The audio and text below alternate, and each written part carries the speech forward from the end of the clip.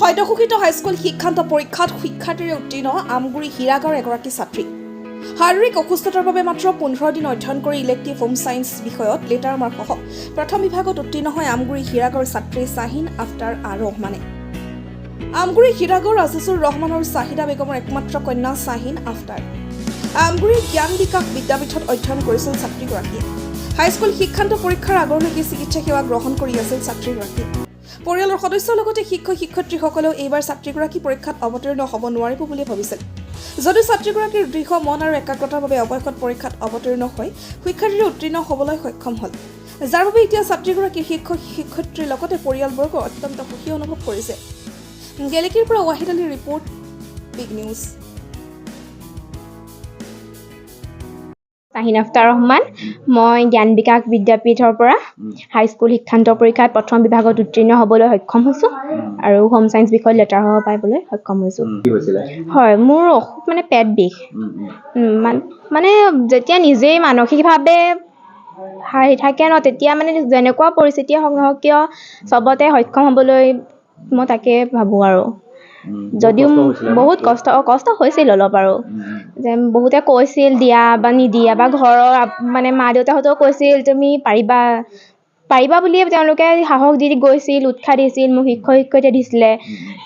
তাৰপাছত যেতিয়া মই ইমান মানে লাষ্টৰ মুহূৰ্তত আৰু মেট্ৰিক ওচৰ চাপি পাইছেহি, মইতো পঢ়িব পৰা নাই, তেতিয়া কৈছিল যে দিব যদি পাৰা দিয়া, তোমাৰ কথা, যদি নোৱাৰা নালাগে। তেতিয়া মই হ'লেও ভাঙি পৰা নাছিলোঁ কেতিয়াও। মই নিজৰ সাহস, নিজৰ সপোনখিনি আগত ৰাখি মই ভাবিছিলোঁ মই পাৰিমেই, সেইটো সাহসেৰে মই।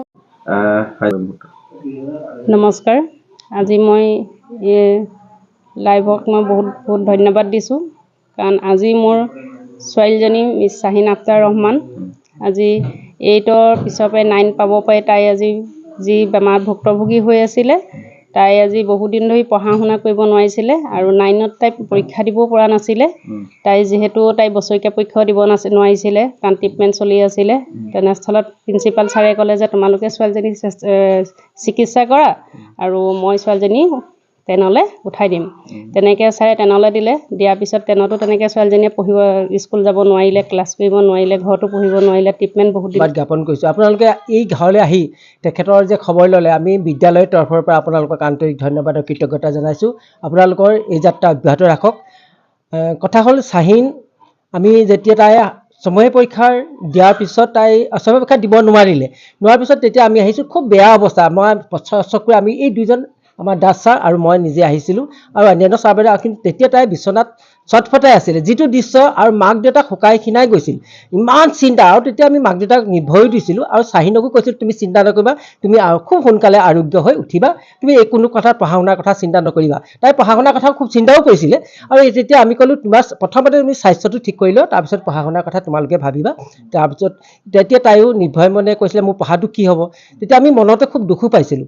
যাই কি নহওক, তাৰপিছত শাহিনৰ ছমহীয়া পৰীক্ষা দিব নোৱাৰিলে। তাৰপিছতে ইয়াৰ পিছৰ যিটো ইউনিট টেষ্ট, সেইটো তাৰ এপ্ৰিয়াৰ হ'ল যদিও পঢ়ি পেলাই তাই পৰীক্ষা দিব পৰা নোৱাৰা, তাই অসন্তুষ্টি প্ৰকাশ কৰিছিল যে মই ইমান ভগ্ন স্বাস্থ্যত ভালদৰে পঢ়িব নোৱাৰাৰ কাৰণে মই যথেষ্ট দুখ পাইছোঁ। বা তেতিয়াও আমি এনকাৰেজমেণ্ট দিছিলোঁ যে তুমি চিন্তা নকৰিবা, তোমাৰ প্ৰথমতে স্বাস্থ্য। নমস্কাৰ, মই জ্ঞান বিকাশ বিদ্যাপীঠৰ এজন সহশিক্ষক শাহিন আখতাৰ। প্ৰকৃততে ছোৱালীজনী আগৰ পৰা আমি সৰুৰ পৰা পাইছোঁ, যথেষ্ট ভাল আছিলে, কিন্তু দুৰ্ভাগ্যবশতঃ তাই এটা বেমাৰত ভুগি যথেষ্ট কষ্ট কৰিবলগীয়া হ'ল। ক্লাছ 8ৰ পৰাই তেওঁ বেমাৰটো আছিলে, মানে ভুগি আছে। 9তো পৰীক্ষা ভালকৈ দিব নোৱাৰিলে আৰু 10তো তাই হাফ ইয়াৰলিও পৰীক্ষা দিব পৰা নাছিলে। তথাপি তাই আজি যিটো ৰিজাল্ট কৰিছে বা ফলাফলটো কৰিছে, সঁচাই আমি অতি আপ্লুত হৈছোঁ যে অতি কম সময়, খুব বেছি টেষ্টৰ পাছতহে অধ্যয়ন কৰি ইমান এটা সুন্দৰ ফলাফল লাভ কৰাৰ কাৰণে আমি পুনৰ আপোনালোকৰ যোগেদি তেওঁক আমি শুভেচ্ছা জ্ঞাপন কৰিছোঁ। আৰু যাতে তেওঁৰ মানে আগন্তুক যিটো জীৱন আছে শিক্ষা জীৱনৰ, আৰু ইয়াতকৈ উন্নত কৰিব পাৰিব বুলি ভাবিছোঁ। আৰু ঈশ্বৰে তেওঁক মানে কি হৈছে স্বাস্থ্য আৰু সুন্দৰ কৰি তোলক আৰু আশা কৰিছোঁ। আৰু আমাৰ ৰিজাল্টো, স্কুলৰ ৰিজাল্টো আমাৰ বেয়া নহয়, 100%, 100% হৈছে আৰু